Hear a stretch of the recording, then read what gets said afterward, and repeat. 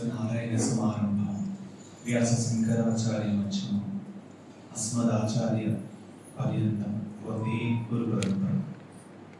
ఓం శ్రీ గురుభ్యో నమః. రామకృష్ణ పరబ్రహ్మణే నమః. ఈరోజు భగవాన్ రామకృష్ణుల జయంతి. అయితే పుట్టినరోజులు సామాన్యమైనటువంటి మానవదేహాలకు వర్తిస్తాయి, కానీ మహాత్ములు సిద్ధపురుషులకి శరీరం ధరించిన రోజు, శరీరం విడిచిపెట్టినటువంటి రోజుగా చెప్పడం జరుగుతుంది. సత్యం ఒకటి, కానీ దాని అనుభవం చెందినటువంటి వారు వ్యక్తం చేసేటువంటి తీరు అనేక రకాలుగా ఉంటుంది. భగవాన్ రమణ మహర్షి కావచ్చు, రామకృష్ణులు కావచ్చు, షిరిడి సాయినాథులు కావచ్చు, గౌతమ బుద్ధులు కావచ్చు, మరొకరు కావచ్చు, సత్యం ఒకటే, వారి అందరి అనుభవం ఒకటే, మనమందరూ పొందాల్సినటువంటి అనుభవం కూడా అదే. కానీ వ్యక్తమయ్యేటువంటి తీరు వేరు. ఏ ఒక్క జ్ఞాని బోధ ఏ ఒక్కరిలాగా ఉండదు, కానీ అనుభవము సత్యం అనేటువంటిది ఒకటే. ఏ విధంగా సూర్యకాంతి మనకు అప్పుడప్పుడు ఇదివరకు రేకులు ఇల్లు ఉన్నప్పుడు సూర్యకాంతి పడినప్పుడు దానికి ఎక్కడైనా కన్నం ఉంటే కింద కాంతి కన్నం నుంచి పడేది. కన్నం ఏ షేప్ లో ఉంటే ఆ షేప్ లో పడుతుంది. అది త్రిభుజాకారంలో త్రిభుజంలో పడుతుంది, చతురస్రాకారం చతురస్రంలో పడుతుంది. కాంతిలో కానీ కాంతి అవతల కానీ ఉన్నటువంటిది దానికి ఆ రూపము షేప్ అనేటువంటి తెలియదు. అది వ్యక్తమయ్యేటువంటి రేఖను బట్టి కణాన్ని బట్టి వ్యక్తమవుతుంది. అలా రామకృష్ణుడు యొక్క బోధ యొక్క విధానం ఏంటి అంటే, ఎప్పుడు మహాత్ములు అవతరించినప్పటికీ కూడా ఆయా కాలానికి అనుగుణంగా బోధ ఉంటుంది. అదే రామకృష్ణుడు ఈరోజు మన ముందు బోధించాలి అంటే బోధ తీరు మారుతుంది. ఎందుకంటే కాలానుగుణంగా బోధ మారుతుంది. కాబట్టి మహాత్ములు ఏ కాలంలో జన్మించారో ఆ కాలానికి అనుగుణంగా బోధ అనేది ఉంటుంది.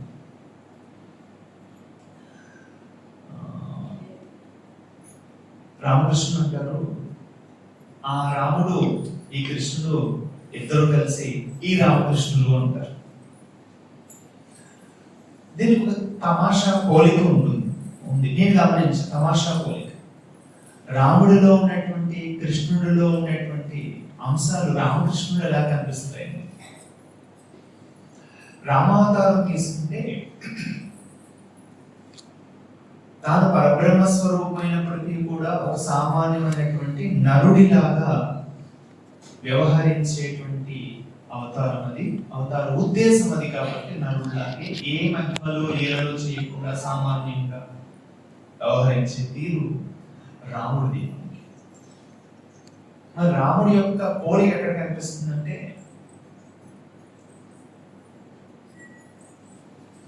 రాముడు చిన్నతనంలో నేర్చుకున్నటువంటి పాఠాల్లో కనిపిస్తుంది. వశిష్ఠుడు రాముడికి చెప్పినటువంటి వశిష్ఠ గీత అంతా కథల రూపంలో ఉంటుంది. ఒక వశిష్ఠ గీత తీసుకుంటే భూషణుడు వాక్యం దగ్గర నుంచి అన్ని రమా జాగ్రత్తగా విను. వశిష్ఠ గీత మొదట్లో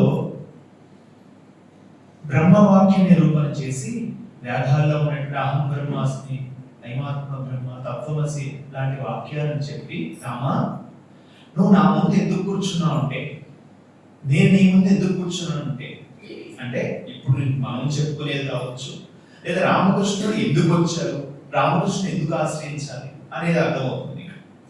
మొదట ఏం చెప్పాడు, రామా నేను ఇక్కడ ఎందుకు కూర్చున్నాను, నా ముందు ఎందుకు కూర్చున్నాను అంటే ఒక విషయం తెలుసుకోవడానికి. ఏంటి ఆ విషయం అంటే పరబ్రహ్మము. అంతటా నిండి ఉన్న పరబ్రహ్మము నీవే అనేటువంటి అనుభవం తెచ్చుకోవడానికి. అంటే పుట్టిన ప్రతి మనిషి జంతువుకి శరీరం మాత్రమే ఉంటుంది, అందుకని శరీర అవసరాలు తీర్చుకుని చనిపోతుంది. కానీ మనిషికి మనసు అనేటువంటిది ఒకటి ఉంది, జంతువుకి లేనటువంటిది సెల్ఫ్ అనేటువంటిది. అందుకని ఆ మనసు అసంపూర్ణంగా ఉంది, అందుకని దానికి పూర్ణం కావాలి అని ఇది ప్రయత్నం చేస్తుంది. ఎప్పుడూ ఆనందంగా ఉండాలి. ఆ ఎప్పుడు ఉండే ఆనంద స్థితియే పరమాత్మ. అది నీవే ఓ రామ, అది నీవే, ఆ బ్రహ్మము నీవే, ఆ సర్వేశ్వరుడు నీవే. ఆ నీవే అనేటువంటిది నీకు అనుభవంలో రావడానికి మనం మాట్లాడుకుంటున్నాం. ఇదంతా కథల రూపంలో చెప్తున్నాను. ఓ రామా, ఈ కథలు నేను చెప్పేటువంటి బోధ అంతా కూడా పరబ్రహ్మం గురించి అయినప్పటికీ పరబ్రహ్మము నిరుపమానము, అంటే కథల్లో చెప్పుకోవడానికి వీలు కానటువంటి, ఉపమానంగా చెప్పడానికి లేనటువంటిది. మనకు తెలియనటువంటి ఒక వస్తువు గురించి మనం మాట్లాడుకోవాలంటే తెలుసున్న దాంతో ఉపమానం చెప్తాం, అంటే కంపేర్ చేయొచ్చు. జాంగ్రీ ఎలా ఉందంటే జిలేబీ ఎలా ఉంటుందని చెప్తాం. కానీ పరబ్రహ్మం అనేటువంటిది నువ్వు అనుభవించేటువంటి పూర్ణ ఆనందం ఏదైతే ఉందో, నీ గమ్యం ఏదైతే ఉందో, ఆ గమ్యం అనేది నిరుపమానం, ఇంకొక దాన్ని పోల్చడానికి లేదు, దాంతోనే పోల్చాలి. కానీ మరి దాన్ని ఎలా మనం మాట్లాడాలి? అందుకని నీకు కథల్లో చెప్తాను. ఏ కథ చాలా జాగ్రత్తగా వినండి. ఇదే ఇక్కడ కనిపిస్తుంది రామకృష్ణులో. ఏ ఉపమానం, ఏ కథ దేన్ని ఉద్దేశించి చెప్తున్నానో ఆ ఉద్దేశాన్ని ఎరుకతో పట్టుకో, తెలివితో పట్టుకో. కథ ప్రధానం కాదు, ఏదో ఒకటి చెప్పాలని దాన్ని కథ రూపంలో నేను చెప్తున్నా. రామకృష్ణ జీవితాంతం కథలే కదా చెప్పింది, ఎన్ని వందల కథ చెప్పారండి. కాబట్టి కథ ఎందుకు చెప్తున్నానంటే ఏదో చెప్పడం కోసం ఈ కథ చెప్తున్నాను.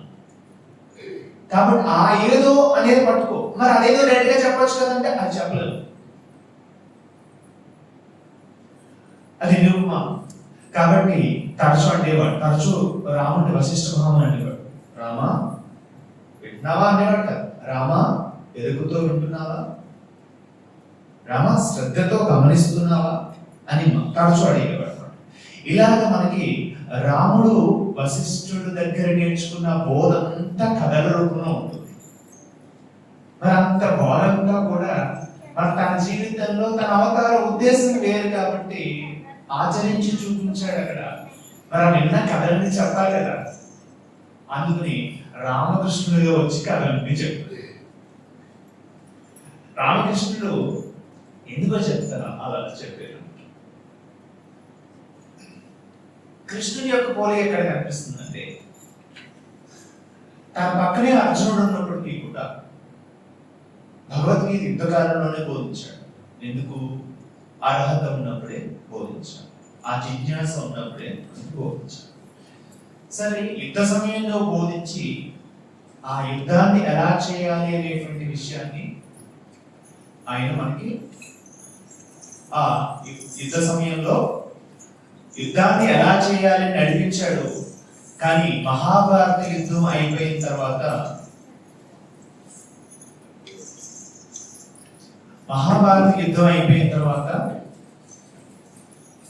ద్వాపర యుగం ముగిసిపోయింది, కలియుగం ప్రారంభమైంది.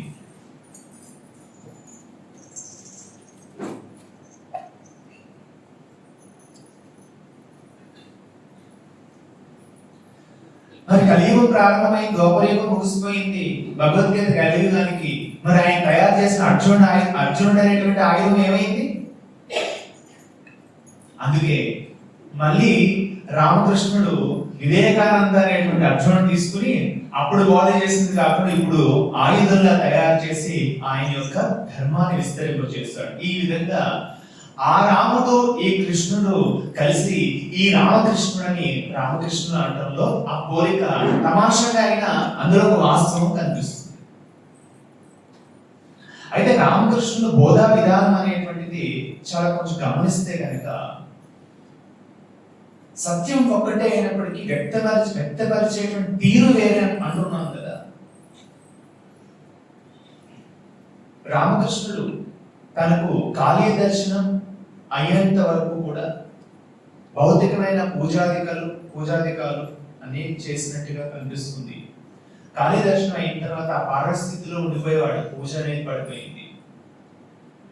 వైరిని బ్రాహ్మణ వచ్చిన తర్వాత అష్ట సిద్ధులు దశమహా విద్యలు సాధించినప్పటికీ తోతాపరి వచ్చిన తర్వాత తనలో ఉన్నటువంటి భావ సమాధుల్ని ఆగిపోయి పూర్తి పరబ్రహ్మలో లేనటువంటి కొన్ని దశలు కనిపిస్తాయి. అయితే రామకృష్ణుడు శరీరం పురుష శరీరం అయినప్పటికీ హృదయం మాతృహృదయం. అందుకని ఆయన బోధ అనేటువంటిది చాలా సరళంగా మాట్లాడటం జరిగింది. శంకరుడు అంటాడు, మనోబుద్ధిహంకార చిత్తాని నాహం న సోత్రం న జిహ్వేన చ ధ్యాన నేత్రం న చ వ్యోమ భూమి న తేజో న వాయువు చిదానందరూపం శివోహం శివోహం. శంకరుణ్ణి చిన్నతనంలో తల్లి అనుమతి తీసుకుని ఆయన గురువు దగ్గరికి వెళ్ళినప్పుడు గురువు అడుగుతాడు, అబ్బాయి నుంచి చిన్న పిల్లవాడు కదా, ఇప్పుడు 6 సంవత్సరాల పిల్లవాడు, ఎవరయ్యా అని అడిగితే శంకరుడు ఏమన్నాడంటే, నేను ఎవరు అంటే నా పేరు నా ఊరు చెప్తాను కదా.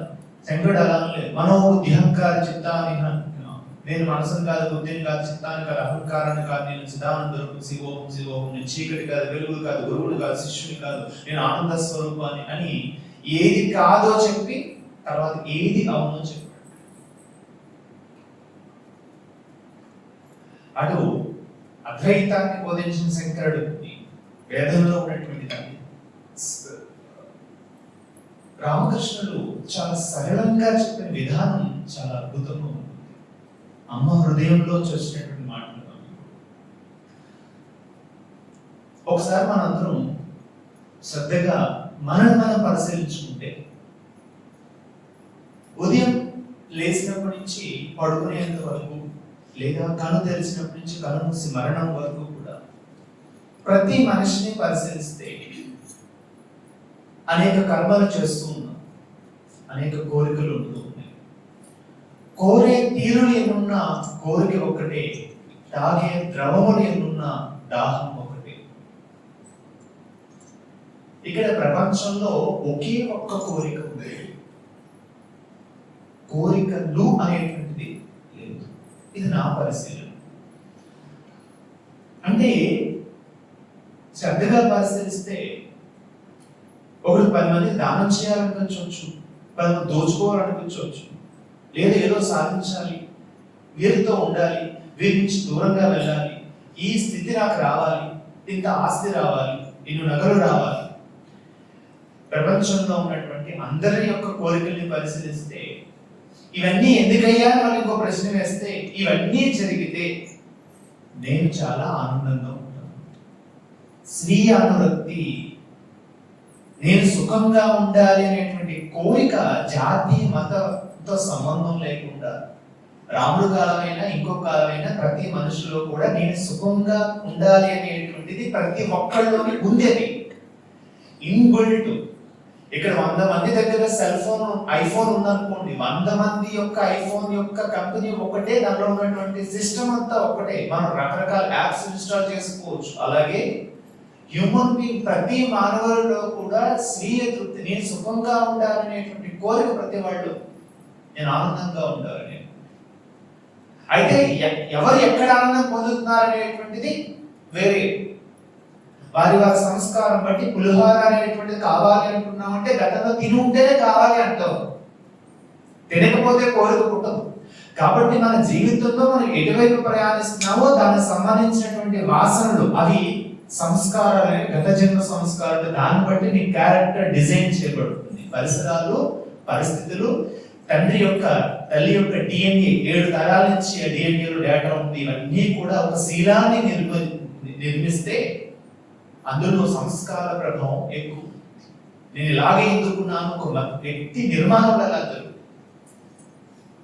కాబట్టి నాకు ఏది ఇష్టం అనేటువంటిది గతంలో నేను నడిచిన దాన్ని బట్టి ఆధారపడుతుంది. కానీ ఇక్కడ రామకృష్ణుని గురువులు ఏం చెప్తారంటే, ఇష్టమైనది చేయటం కాదయ్యా, శ్రేయస్కరమైనది చేయండి. ఇష్టమైనది ఏర్పడడానికి కారణం ఏంటంటే నువ్వు గతంలో ఆ రూట్లో తిరిగి ఉన్నావు, అది నీ లోపల వాసన రూపంలో ఉండిపోయింది. కాబట్టి ఇప్పుడు ఆకర్షితం అవుతున్నావు. ఇప్పుడు నువ్వు కాబట్టి నాకు ఇష్టమైనది నేను చేస్తాను అనేది కాదు, అది శ్రేయస్కరమా అనేటువంటిది ఇక్కడ ఒక ఫిల్టర్ వేసుకో. దాని శీలత అంటున్నారు. ఆ శుద్ధి చేసుకో ఇక్కడ. అందుకు గురువు అవసరం అని చెప్పేస్తున్నాను. అయితే ఈ ప్రతి మనిషిలో ఉండేటువంటి స్త్రీయానురక్తి పరిస్థితి, నా పిల్లలు బాగుంటే చాలండి, నేను ఒడ్డులాగా రాత్రి పగలైనా కష్టపడతాను, నాకు ఎంత శ్రమైనా పర్వాలేదు అని అంటారు. కానీ పిల్లలు బాగుండటంలో నేను బాగున్నాను, వాళ్ళు ఆనందంగా ఉంటే నేను ఆనందంగా ఉంటాను. చివరికి అక్కడే కూర్చుంది. వచ్చిపోయే ఆనందం కావాలా? ఎక్కువసేపు ఉండే ఆనందం కావాలా? ఎప్పుడు ఉండే ఆనందం కావాలా? ఎప్పుడు ఉండే ఆనందం. ఈ ప్రశ్నకి మీరే కాదు, మరొక మతం వారు కాదు, మరొక జాతి వారు కాదు, మరొక కాలం కాదు, కంప్యూటర్ యుగం కాదు, భవిష్యత్తు అయినా ఎవరైనా ఒకే సమాధానం వస్తుంది. అదే సత్యము. నేను ఎప్పుడు ఆనందంగా ఉండాలి. ఎప్పుడు ఉండే ఆనంద స్థితినే పూర్ణమద పూర్ణమిద పూర్ణముదచ్యతే, అదే పరమాత్మ. ఆ స్థితిని పరమాత్మ అంటారు. పరమాత్మ అంటే వ్యక్తి కాదు, స్త్రీ కాదు, పురుషుడు కాదు. పరమాత్మ ఒక స్థితి. ఆ స్థితి అనుభవంలోకి వచ్చింది కాబట్టి ఆయన భగవాన్ అయ్యాడు, ఆయన శివుడు అయ్యాడు. ఆ స్థితి అనుభవం పొందాలనుకుంటున్నాం కాబట్టి జీవుడు అయ్యాడు. అనుభవిస్తే ఎవరు? నువ్వు బ్రహ్మమే. పదాలు మారినాయి కానీ పదార్థం ఒక్కటే అక్కడ. అది స్థితి.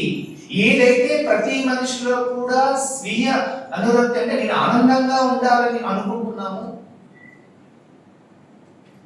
ఆ ఆనందాన్ని ఎలా అనుభవించాలి? ఇప్పుడు కావాలా వద్దా అంటే నువ్వు అనుకున్నా అనుకోకపోయినా, నీకు ఒప్పుకున్నా ఒప్పుకోకపోయినా ఇన్బిల్ట్ జీవుడిగా నీకుండే లక్షణం నేను ఉండాలి లోపల ఉంది. కాబట్టి ఆయన అనుసరించి ఆయన అందులో ఉన్నాడు కాబట్టి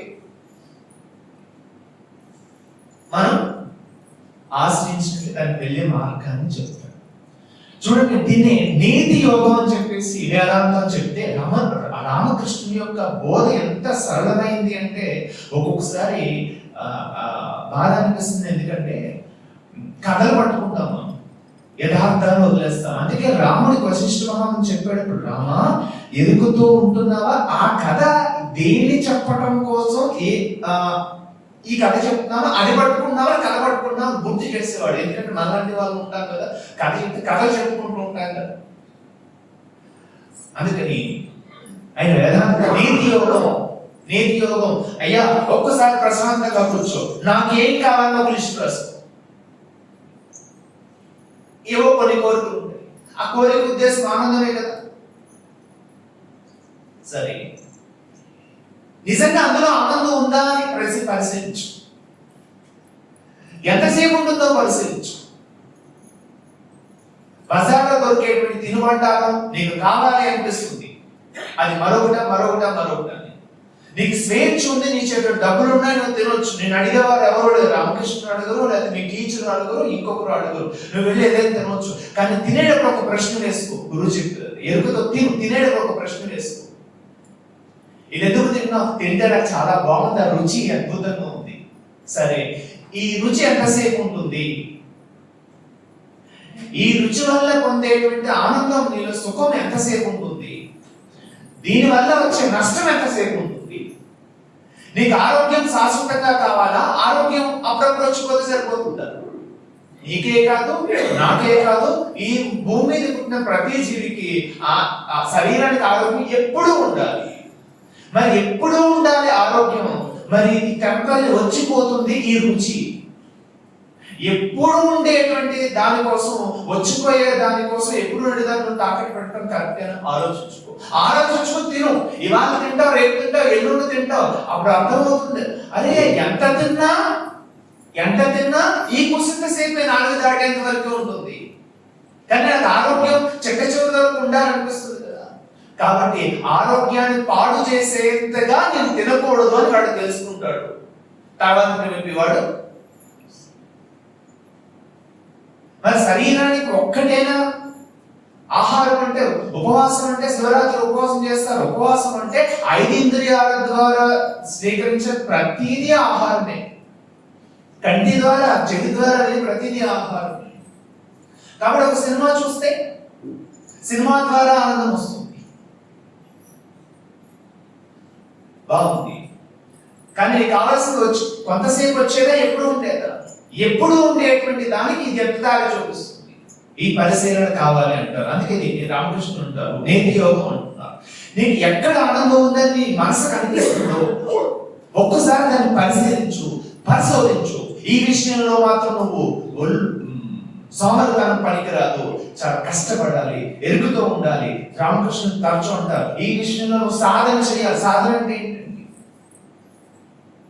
సాధన చేయాలి. సాధన అంటే ఏంటి? సాధన ఎప్పుడో కష్టంగానే ఉంటుంది. సాధన కష్టంగా ఉంటుంది. ప్రతిదీ కూడా ఎక్కడ నీకు అది ఉందో దాన్ని వేదాంతం అయితే నేతి యోగం నా ఇంటి అని ఖండించుకొని వెళ్ళి దేహం నాహం కోహం సోహం అని చెప్పి, దేహం అంటే సామాన్యుడికి నువ్వు ఎవరయ్యా అంటే ఈ దేహం నేను అని వెంకట్రావు, సుబ్బారావు, సురేష్, నరేష్ అని చెప్తారు. కొంత సాధన చేస్తే ఆలోచన వేగం తగ్గితే అనిపిస్తుంది నాహం మనోబుద్ధ్యహంకార చిత్తాన్ని నాహం అంటే అరే ఇది నా పుస్తకం, ఇది నా పెన్ను, ఇది నా షర్టు, ఇది నాది అంటున్నాను. అంటే నాది నాకు వేరేగానే ఉంది కదా. నా ముక్కు, నా కన్ను, నా మనస్సు ఇవన్నీ నావి అంటున్నాను కదా. మరి నేను ఎవరినయ్యా? ఇది కాదు కదా, ఇది కాదు అని ఏదో ఒకటి లోపల నుంచి కొంచెం క్లారిటీ వస్తుంది. నాహం చిత్త నాహం ఇది కాదు అని దేహం కాస్త నాహానికి ఎదుగుతుంది, నాహం కాస్త కోహం. మరి అయితే నేను ఎవరిని? చివరికి సోహం, అదే నేను అనేటువంటి ఆత్మానుభవంతో ముగుస్తుంది జీవుడు యొక్క ప్రయాణం. దీని రామకృష్ణుడు 2-3 కథల్లో తమాషగా చెప్పారు. ఒక దొంగట ఎప్పుడు ఆయన చెప్పే కథలన్నీ కూడా ఆయన ఎక్కడ దేన్ని చూసాడో దాని నుంచి కథల్ని బోధ చేసేవాడు. పెద్ద వేదాంత విషయాలు తీసుకున్నాడు. ఒక దొంగ ఒక ఇంట్లోని బీరువాలో ఉన్న నగలు దోచుకోవాలని వెళ్ళాడు. లోపలికి వెళ్ళిన తర్వాత చిమ్మ చీకటి, వెళ్తూ లేదు. అది ఇంద్రియం కళ్ళు తెలిసినవాడు, కళ్ళు మూసినవాడు, ఇంకా తడుకుంటూ వెళ్తున్నాడు. వాడు కావాల్సింది ఏంటి? బీరువాలో నగలు. ఆ స్పష్టంగా బీరువాలో నగలు వాడు కావాల్సింది. చూడండి రామకృష్ణ కథలో మూలాన్ని మనం గమనించాడు. ఏం చేశాడు? దొంగ ఏం చేశాడు? అలా వెళ్ళిలా ఇలా తడిలాడు. అక్కడ కుర్చీ కనిపించింది. వెంటనే ఇది కాదు. ఇంకొక చోట వెళ్ళాడు, కొండ కనిపించింది, ఇది కాదు. ఇంకొక చోట కనిపించింది, దూరం కనిపించింది, ఇది కాదు. ఇంకొంచెం దూరం వెళ్ళేసరికి ఇంకేదో పూల గుట్ట కనిపించింది, ఇది కాదు. ఇంకో చోట బట్టలు వేలాడుతుంది, దానికి తగ్గాడు, ఇది కాదు. ఇలా ఇది తనకి కావాల్సింది దొరికేంత వరకు తపన ఆగిందా? బంగారు నగలు బీరువాలో ఉన్నాయని స్పష్టత ఉంది. తనకి ఏ దగ్గర నాకు కావాల్సింది ఇది కాదు. బీరువా మీద చెయ్యి వేస్తాడు, బీరువా ఇందులో ఉంది అని బీరువాలో తీసి నగలుపడుతున్నాడు. ఇంతేనయ్యా వేదాంతం. నువ్వు ఉదయం లేసేపటి నుంచి రాత్రి వరకు కూడా దొంగవాడు ఏ విధంగా బీరువాడు నగలు దొంగిలించేటప్పుడు దృష్టి నగలన్నీ తప్పకి ఎక్కడ ఉండదు కదా. అంతలాగా నువ్వు వెలుగుతూ ఉండు. నువ్వు బయటకే పానీపూరి తింటున్నావా? బయటకే ఫ్రెండ్స్ తో మాట్లాడుతున్నావా? ఒక సత్సంగానికి వెళ్తున్నావా? సేవకు వెళ్తున్నావా? ఎక్కడికి వెళ్ళినా సరే ఎరుగుతూ వ్యవహరించు. నీ దృష్టి మాత్రం ఏది శ్రీయానురక్తి ఏదైతే పూర్ణమైందో అది అనుభవించేంత వరకు, అరే నేను తింటున్నాను, కొంతసేపు ఉంది, స్నేహితులతో మాట్లాడుతున్నాను, ఇంకొంచెం ఎక్కువసేపు ఉంది, ఆశ్రమానికి వెళ్ళాను, ఇంకా ఎక్కువసేపు ఉంది, ఇది కూడా సరిపోవట్లేదు. ఎందుకంటే భౌతికం. ఒక సంవత్సరం క్రితం ఆశ్రమం ఇప్పుడు వచ్చిన తర్వాత మళ్ళీ ఉండదు అక్కడ. రామకృష్ణుడు దేవుడు వచ్చింది ఉంది, పోయింది అక్కడ. వస్తుంది పోతుంది. మరి ఎప్పుడు ఉండేటువంటిది ఏదో ఉంది దాన్ని పట్టుకోవాలి. కాబట్టి ఎలా ఉండాలి రామకృష్ణుడు జిజ్ఞాస ఎలా చెప్పారు? దొంగ బంగారపు నగల మీద తప్ప ఇంకో దృష్టి లేకుండా ఏది ఎక్కడ పట్టుకుని ఇది కాదు వెళ్ళిపోతున్నట్టుగా నువ్వు నిరంతరం కూడా నీ మనస్సు అనేటువంటిది రామతీర్థ అంటాడు. రామతీర్థం అంటే జ్ఞానులు పుట్టిన దేశం అంటే ఆయన అంటాడు మాట. నీ మనస్సు అనేటువంటిది ఈగలంటిది, దాన్ని తేనె మీద మాత్రమే వాళ్ళి, పెంట మీద వాళ్ళు. మధురమైన తేనె ఉన్నతమైన విషయాల మీద నీ మనసును వాళ్ళి. ఈ పెంట మీద, దాని మీద, మలం మీద తెగలవద్దు అంటాడు. ఈ మనసు ఎప్పుడు ఉన్నతమైన దాని మీద వెళ్ళాలి. అలాగా ఈ రామకృష్ణుడు అంటారు, అంత ఏకాగ్ర, అంత జిజ్ఞాస, తపనతో నాకేం కావాలి. ఒక్కసారి మీరు గమనిస్తే ఏ గురువు దగ్గరికి వెళ్ళినప్పటికీ కూడా, ఏ గురువు శిష్యుని మీరు పరిశీలించినప్పుడు కూడా, వేదాంతంలో ఉన్న అన్ని గురు శిష్యుల్ని కూడా కూర్చోబెట్టి, నాయన ఇదిగో నేనేంటంటే ఇది, నువ్వేంటో ఇది, కానీ నీకేం కావాలి, ఈ విషయాన్ని వాళ్ళు పరిశీలించి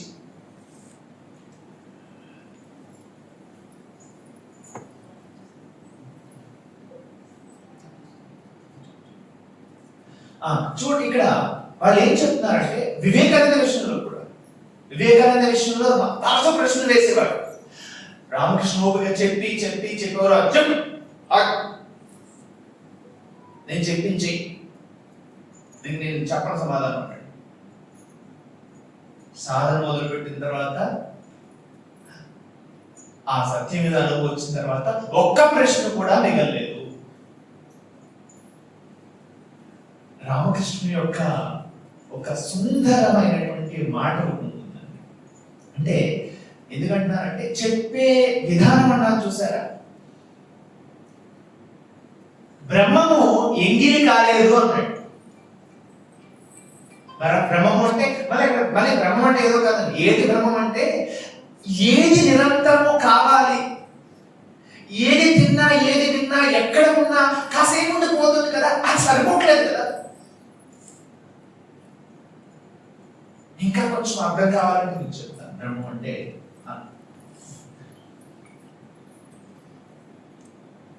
సత్యానికి ఉండే, బ్రహ్మానికి ఉండే లక్షణం సచ్చితానందం. సచ్చిదానంద సద్గురు సాయినాథ్ మహారాజ్ సచ్చిదానందం, ఈ మాటలు మాట్లాడుతుంటాం కదా. సచ్చిదానందం, సత్ అంటే ఏంటంటే ఎప్పుడు ఉండేది, ఎప్పుడు ఒకేలా ఉండేది, నిత్య నూతనంగా ఉండేది, ఎప్పుడు కావాలనిపించేది, ఎవరికి వద్దనిపించేది కాదు. దాని లక్షణం, సత్తుకు ఉండే లక్షణం. సత్య నిజమం కాదు. చిత్ అంటే ఏంటంటే ప్రజ్ఞ. ఇక్కడ పువ్వు ఉంది అని నేను గ్రహిస్తున్నాను. ప్రపంచంలో ఏ వస్తువునైనా చూడడానికి అది ఉంది, నేను చూస్తున్నాను, ఇది ఉంది, నేను తెలుసుకుంటున్నాను, ఇది ఉంది, నేను వింటున్నాను, అంటే రెండు ఉన్నాయి ఇక్కడ. కానీ పరబ్రహ్మం విషయంలో తెలుసుకునేది, తెలియబడేది రెండు లేవు, రెండు ఒక్కటే. తన్ను తానే తెలుసుకుంటుంది కానీ తెలియబడేది అన్యంగా లేదు. దాన్ని చిత్ అంటున్నాం. ఒకసారి కొంచెంసేపు ఆగుదాం, దాన్ని లాస్ట్ లో వివరిస్తాం. ఆనందం, అది ఆనందంగా ఉంటుంది. అది మనకి ఎప్పుడు అనుభవంలో అవుతుందంటే, గాఢ నిద్ర, సుషుప్తిలో, డ్రీమ్స్ లేనటువంటి స్టేట్ లో ఎవరికైనా ఎప్పుడైనా వద్దు అనిపించిందా, కొత్త పాట అయిపోయింది అనిపించింది, 60 సంవత్సరాలు నిద్రపోతున్నాను, నాకు ఇంకా 60 సంవత్సరాలు నిద్ర బాధపడిపోయింది, కొత్తగా ఏమైనా కావాలనుకుంటున్నామా? లేదే. ఆనందంగా సుఖంగా లేదక్కడ. సరే, ఇప్పుడు వర్మ గారిని ప్రవచనాలు పెట్టుకున్నాం. ప్రపంచంలో చాలా మందికి నోటీసులు పంపిద్దాం. వారం రోజులు కాదండి, ఒక్క రోజు 2 గంటలు ప్రసంగం చెప్పాలి, ఒక టాపిక్ ఇద్దాం, చెప్పాలి. చెప్పిన తర్వాత 2 గంటలు ఆపకుండా వాళ్ళు చెప్పగలిగితే కనుక ఒక 20 కోట్లు, లేకపోతే ఈ ఒక 10 ఎకరాల స్థలం రాసిచ్చేద్దాం చెప్తాం. టాపిక్ కూడా చెప్తాం. రామకృష్ణుడి గురించి చెప్పండి, సంవత్సరానికి చెప్తామని వచ్చేవాళ్ళు ఉంటారు. పరమాత్మ గురించి చెప్పాలంటే సంవత్సరం తరబడి చెప్పే వాళ్ళు కూడా ఉంటారు. పరబ్రహ్మం గురించి సంవత్సరం చెప్పేవాళ్ళు ఉంటారు. కానీ ఎందుకు చెప్తారో తెలుసా? వినేవాడికి అనుభవం లేదు కాబట్టి. మరి నిద్రానందం గురించి చెప్పు, నిద్రానుభవం గురించి చెప్పు. నువ్వు అనుభవిస్తున్నావు లేదా? గాఢ నిద్ర అనేది ఉందా లేదా? స్వప్నం లేనటువంటిది, అది ఎలా బాగుంది, స్వప్నం ఇంతకు మించాలని మాట్లాడారు. అందుకే రామకృష్ణుడు ఉన్నారు. ఆ మాట వచ్చేసరి మీరు ఎప్పుడు రామకృష్ణ కథామృతం కానీ బోధామృతం కానీ విన్నా, చరిత్ర చదివినా, రామకృష్ణ ఎప్పుడు భగవంతుడు మాట వినగానే ఏమైపోయేది? రామకృష్ణుడు ఒక్కసారి స్పృహ కోల్పోయి సమాధిలోకి వెళ్ళిపోయేవారు. ఎన్నోసార్లు మీరు చూస్తే కనుక రామకృష్ణ ఫోటో ఒకటి ఉంటుంది, ఇలా భారవస్థితి అంటారు. ఆ స్టేట్కి వెళ్ళిన దేహం అలా వెళ్ళిపోతూ ఉంటుంది. చైతన్య మహాప్రభు చూసారు, చైతన్య మహాప్రభు కూడా ఇలాగే ఉంటుంది. తెలిసి ఒక ఆవిడ ఉంటుంది, ఆవిడ స్థితికి ఇలా వెళ్ళిపోతుంది. ఎప్పుడైతే రామకృష్ణుల దగ్గర మీరు పరమాత్మ గురించి మీరు మాట్లాడినా, ఆయన మాట్లాడాల్సి వచ్చి అన్నీ మాట్లాడి అక్కడికి వచ్చేసరికి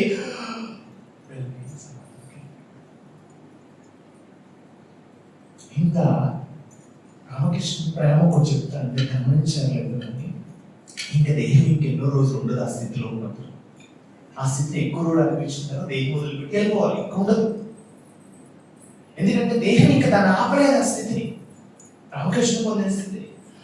ఇంకా మరి చూస్తుంటేనేమో ఇంతమంది జనాలను ఉద్ధరించాలని రామకృష్ణుడు ఎలా దేహం నిలబెట్టుకోవడానికి మాట్లాడుతూ ఆ పారవాసం వచ్చేస్తుంది. గమ్ములు లేసి వెళ్ళిపోయాడు. శారదా మా దగ్గరికి వెళ్తూ, ఏం కొనున్నావు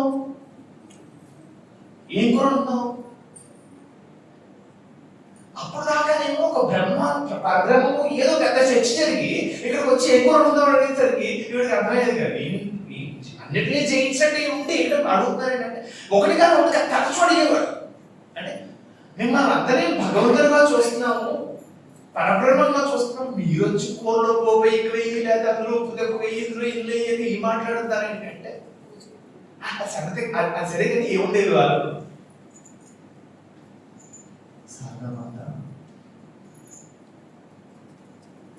ఎందుకు మీరు ఎలా ప్రవర్తిస్తున్నారు? ఎప్పుడైతే నేను ఆహారం గురించి మాట్లాడటం మానేస్తానో ఇక నేను వెళ్ళిపోయే సమయం కూడా ఆసన్నమైందని అర్థం చేసుకో. అంటే ఆ స్థితిని, ఆ పారవశ స్థితి నుంచి ఆయన దిగి దేహంలో కొన్నాళ్ళ పాటు ఉండి మనలాంటి వాళ్ళకి రామకృష్ణ వివేకానందని ఎంతో మంది రామమహాశయ శిష్యుని తయారు చేయడానికి ఆయన పట్టి ఉంచడానికి చేసిన ప్రయత్నం ఏదో తెలుసా? ప్రయత్నపూర్వకంగా కోరిక పెట్టుకుని పట్టి ఉంచుకున్నాడు. అయితే ఆయన ఎందుకంటే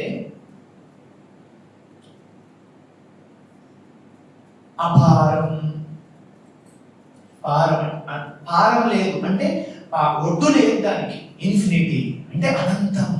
అనంత తత్వాన్ని అనుభవించినటువంటి వాడికి పరిమితమైన దేహంలో ఎక్కువ కాలం ఉండడానికి ఇబ్బందిగా ఉండాలి అనుకుని ఒక కోరికని సృష్టించుకుని ఆయన ఉండడం జరిగింది. అక్కడ ఆయన త్యాగం అనేటువంటి అపారం అని వెళ్ళిపోకుండా ఎంత అందుకే అన్నాను, పురుషుడు ఏమైనప్పటికీ కూడా హృదయం స్త్రీ అంటే మాతృహృదయం లాగా ఆయన స్మరించింది. అందుకే ఆయన వెళ్ళిపోయినప్పుడు కూడా తమాషా జరిగింది.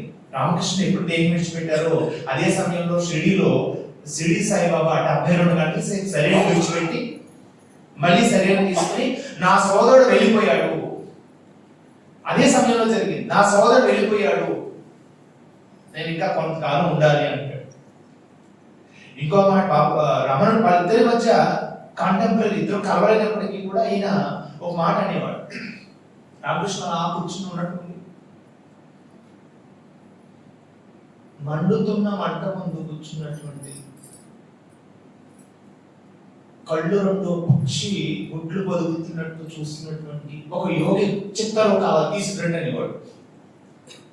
ఒక యోగి ఉన్నాడు, ఆయన మండుతున్న మంట దగ్గర కూర్చున్నాడు. ఆయన కళ్ళు ఎలా ఉన్నాయంటే పొదుగుతున్న కోడి ఎలా చూస్తుంది, పక్షి ఎలా చూస్తుంది, ఇలా చూస్తున్నట్టు ఉంటుంది. దాని దృష్టి అంటే ఎక్కడ గుడ్ల మీద ఉంటుంది కదా, అలాంటి దృష్టిలో యోగి ఫోటో తీసుకురండి అనేవాడు రామకృష్ణ. బాబా దుని దగ్గర ఉన్నటువంటి ఫోటో, షిరిడిలో ఉన్నటువంటి దుని ముందు ఆయన దుని వెలిగించి పొద్దుటే ఆయన అలా చూస్తుండేవాడు. ఇద్దరికి ఉన్నటువంటి కొన్ని సంబంధాలు ఉన్నాయి.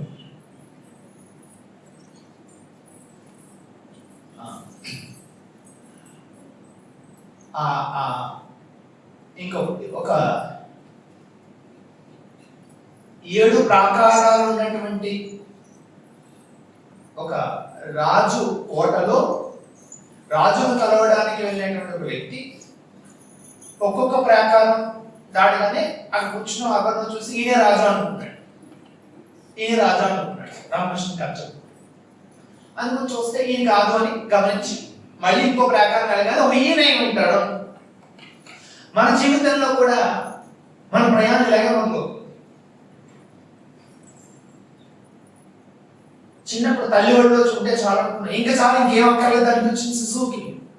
అక్కడి నుంచి ఆటలు, అక్కడి నుంచి పాటలు, అక్కడి నుంచి చదువు, అక్కడి నుంచి ఉద్యోగం, అక్కడి నుంచి వివాహం, అక్కడి నుంచి పిల్లలు. ఇందులో ఆనందం ఉంది, అమ్మయ్య నాకు ఇది వస్తే చాలు. ఒక్కసారి అందరి జీవితాన్ని పక్కన పెట్టి ప్రశాంతంగా కూర్చుని చిన్నప్పటి నుంచి మన జీవితాన్ని మనం చదువుకుంటే అర్థమవుతుంది. ఇది ఉంటే చాలా అనుకున్నప్పుడు అది పొందిన తర్వాత అక్కడి నుంచి ఇంకొకటి, ఇంకో చోట ఇంకొకటికి ఎగురుతుందా లేదా మనసు. 99 సంవత్సరాలు వచ్చేసినా కానీ అన్నీ ఉన్నాయా అంటే ఇంకా మునుమనవాడికి ఎల్కేజీలో సీట్ రాలేదు చూసుకుంటారు కదా. అక్కడ ఇది మనసు యొక్క స్వభావం. మనసు అంటే ఏంటి?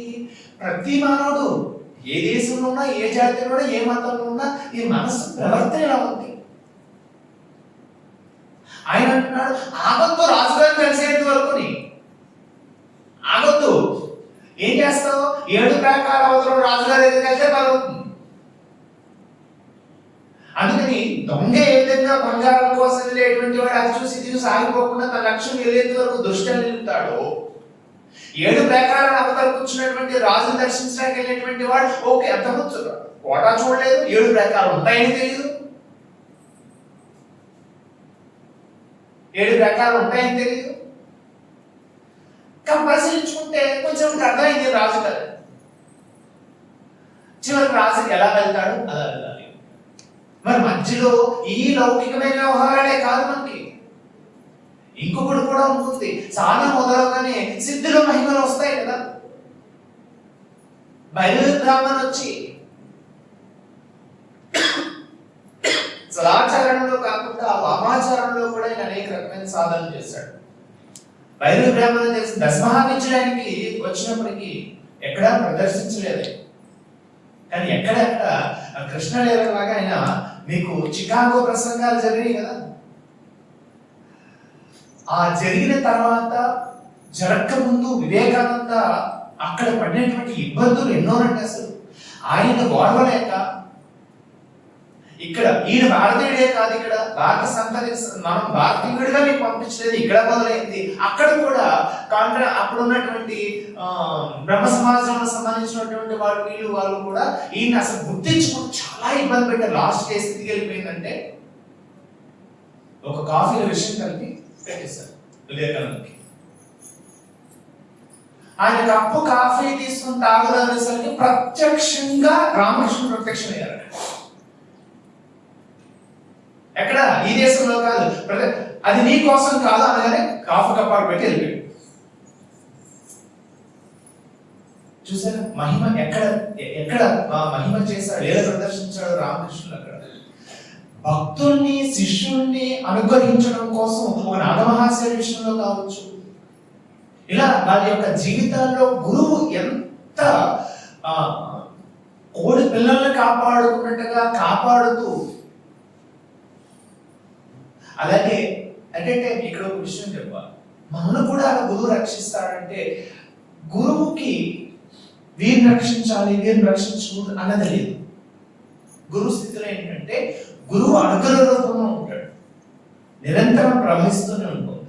ఇప్పుడు నేను ఎవరితో ఫోన్ చేయాలని ఫోన్ చేస్తే నా ఫోన్ సరిగ్గా సరిపోదు, అవతల వాడి ఫోన్ కూడా సరిగ్గా ఉండి రిసీవ్ చేసుకోవడానికి.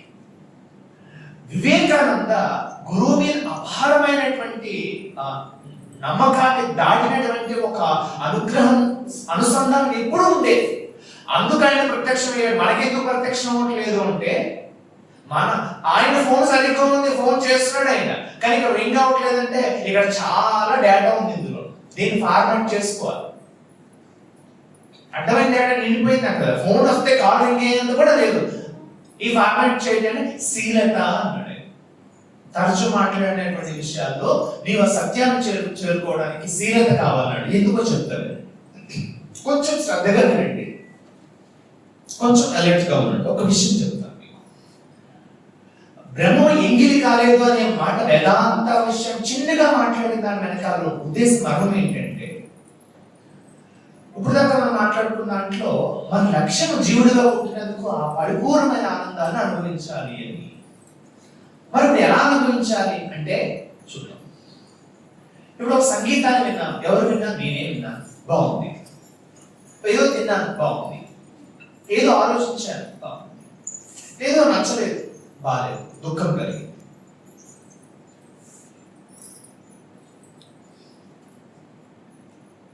అనుభవి అనుభవం,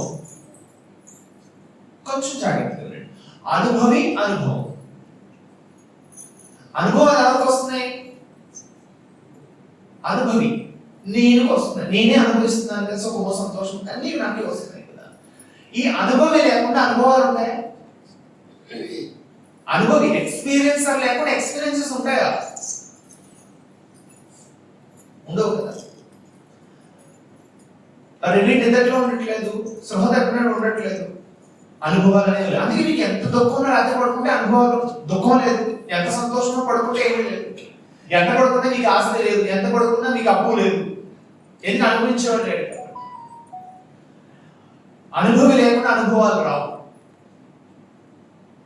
మరి అనుభవి ఎప్పుడూ ఉంటున్నాడా అంటే కొంచెం జాగ్రత్తగా ఉండండి. అనుభవి ఎప్పుడూ ఉంటున్నాడంటే రాత్రి నిద్రలోని, సృహ తప్పినప్పుడు ధ్యానంలోని, సమాధి స్థితిలోని వెళ్ళి ఉండండి. సరే, మనకు అనుభవంలో సాధారణంగా నిద్రలో అంటే ఎక్స్పీరియన్సర్ లేనట్టు ఎక్స్పీరియన్స్ లేదు. మీరు ఎక్స్పీరియన్సర్ అనుభవాలన్నీ అనుభవాన్ని బేస్ చేసుకుని వస్తున్నాయి. మరి అనుభవం దేని బేస్ చేసుకుని వస్తున్నాడు? ఇక్కడ మూడు ఉన్నాయి: అనుభవము, అనుభవి, అనుభవి కూడా వచ్చిపోవడానికి వెనకాల ఏదో ఉంది. సరే, నిద్రలో అనుభవించేవాడు ఉన్నాడా? గాఢనిద్రలో లేడు కదా. సో ఆనందంగా ఉండాలనుకున్నవాడు ఉన్నాడు నిద్రలో? లేదు. వీడు ఉన్నప్పుడు అది లేదు, ఉన్నప్పుడు ఇది లేదు. ఇక్కడే వర్ణం అంతా, మొత్తం ఆధ్యాత్మిక సారం అంతా ఇక్కడే ఉంది. ఆనందం కావాలనుకున్నప్పుడు ఆనందం లేదు, ఆనందం ఉన్నప్పుడు ఆనందం కావాలనుకునేవాడు లేడు.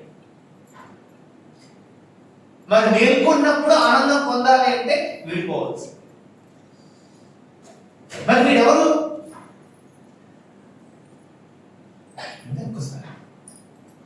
కృష్ణుడు చెప్తాడు, దీనికి పూసలన్నీ కనిపిస్తున్నాయి, దాని వెనకాల దారం ఉంటుంది. అలాగా ప్రతి ఒక్కరు ఒక పూస అనుకోండి. పూస అంటే ఏంటి? నేను ఉన్నాయి కదా. సో బొమ్మ, ఎంకమ్మ ఏవో ఉన్నాయి కదా. ఇది ఎలా తయారైంది? పరిసరాలు, పరిస్థితులు, తల్లిదండ్రుల డిఎన్ఏ నుంచి, అలాగే గతజన్మ సంస్కారం నుంచి, 4 కారణాల వల్ల ఈ నేను అనేటువంటిది వస్త్రం ఫామ్ అయింది. అనేక దారాలతో కలిసి ఫామ్ అయింది వస్త్రం. ఇవన్నీ తీసేస్తే నిజానికి దానికి ఒక ఐడెంటిటీ అనేది లేదు. ఇది ఒక క్రియేట్ చేయబడింది. దారాలన్నీ కలిస్తే వస్త్రం ఎలా అవుతుందో, ఈ నేను కొన్ని అభిప్రాయాలు, కొన్ని నిర్ణయాలు, కొన్ని ఎంపికలు, వీటి వల్ల ఒక ఇండివిజువల్ నేను తయారైంది. ఈ నేను ఆ ఆనందాన్ని ఎప్పుడూ అనుభవించలేదు. ఆయన ఉన్నాడు, అన్నగా ఏం చెప్పాడు? బ్రహ్మాన్ని ఎంగిలి చేయలేదు. అంటే బ్రహ్మాన్ని ఎవరు చెప్పలేరు, ఎందుకంటే వీళ్ళు లేనప్పుడే అది వస్తుంది. అందుకే రామకృష్ణ అంటున్నారు, ఈ శీలత అనేటువంటిది ఏంటి అంటే, మన జీవితంలో ఈ జీవితం అనేటువంటి వస్త్రంలో ఉన్నటువంటి సంస్కారం అనే దారాలు ఉన్నాయి చూసారా? దీన్ని బట్టి మన బిహేవియర్, మనం ఈ మనసు ఎక్కడికి వెళ్ళాలి, ఏం చేయాలి అనేది ఉంటుంది కదా. ఇక్కడ నువ్వు బోధతో సాధన చెయ్యి. ప్రీతికరమైనది కాదు, శ్రేయస్కరమైంది. నీకు ఏది ఇష్టమో కాదు, ఏది శ్రేయస్కరమో, నీ జీవిత గమ్యానికి ఏది దారితీస్తుందో, నీకు ఆరోగ్యంగా ఉండడానికి ఎటువంటి ఆహారం ఉపయోగపడుతుందో, మనసు ఆరోగ్యంగా ఉండడానికి మనసు ఎటువంటి ఆహారం. నా దగ్గరికి పిల్లలు కాలేజీలో వస్తుంటారు, వాళ్ళు వచ్చి, సార్ ఏంటో తెలిస్తారు నాకు రాత్రి నుంచి, రాత్రి ఆలోచన వచ్చేస్తాను సార్, ఆపుకోలేకపోతున్నాను సార్, నెగిటివ్ థాట్స్ వచ్చేస్తాయి. కాబట్టి ఇక్కడికి వచ్చారు మీరు, అటు ముందు చిన్న మొక్క పెట్టి ప్రసాదం పెట్టారు, తిన్నాను. బయటకు వెళ్ళి ఒక బిర్యానీ తిన్నాను, ఎవరో బర్త్డే పాటలో కేక్ తిన్నాను, ఇంకేది కొట్టాలని వెళ్ళిపోయింది.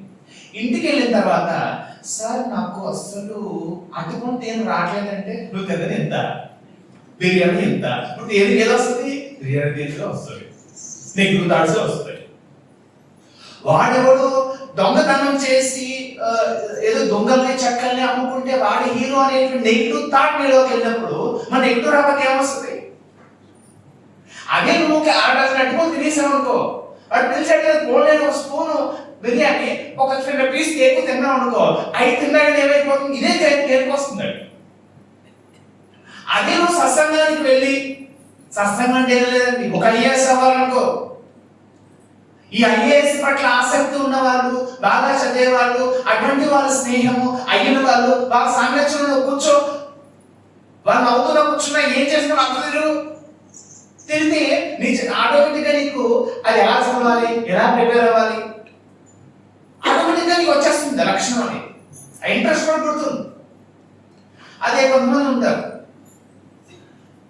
తల్లిదండ్రులు బాగా సంపాదించుకుంటారు, ఏదో ఒక డిగ్రీ ఉంటే చాలు, తర్వాత రీల్ చెరువులో చేపల చెరువులు చేసుకోవచ్చు అని మెంటాలిటీ ఉంటుంది వాళ్ళకి. వాళ్ళు ఎగ్జామ్ ముందు ఏముంటారు, ఎందుకంటే వాడికి తెలుసు వాడికి రాగానే జాబ్ చేయను, ఈ 4 years అయిపోతే నాకు సరిపోతుంది అనే ఒపీనియన్తో వాళ్ళు ఉంటారు. అటువంటి వాళ్ళ దగ్గరికి వెళ్ళామనుకో, రేపు ఎగ్జామ్ ఉంటే ముందు రోజు ఏమంటారు, అరే ఏం చదువుతారా బాబు, నైట్ చదివితే సరిపోతుంది, అంతకనే ఏం చదువుతాం, రాసిమా పోదాం అంటారు, రాసిమా పోదాం అంటారు. కాబట్టి నువ్వు ఎటువంటి వాళ్ళ సాంగత్యంలో ఉంటే అదే అవుతావు. అందుకే రామకృష్ణ అంటున్నారు, నువ్వు ఎప్పుడు భగవంతుడు భక్తుల యొక్క సాంగత్యంలో ఉండు. నువ్వు ఏది తింటే అదే తేలిపోచ్చినట్టుగా, ఏది మనసులో వేసుకుంటే అదే వస్తుంది. నీ జీవిత గమ్యమైనటువంటి ఆ బ్రహ్మాన్ని అనుభవించేటువంటి దాని వైపు నువ్వు నిరంతరం కూడా అటువంటి సాంగత్యంలో ఉండు అని గొప్ప వేదాంత విషయాన్ని చాలా సింపుల్ గా కథల రూపంలో ఒక తల్లి అన్నాన్ని ముద్ద చేసి నోట్లో తినిపించినట్టుగా అని బోధంతా కూడా.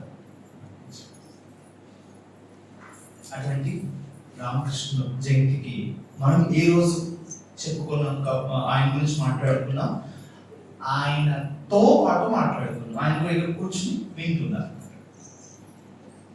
అందరం కూడా అటువంటి సాంగత్యం ఎప్పుడు ఉందాము.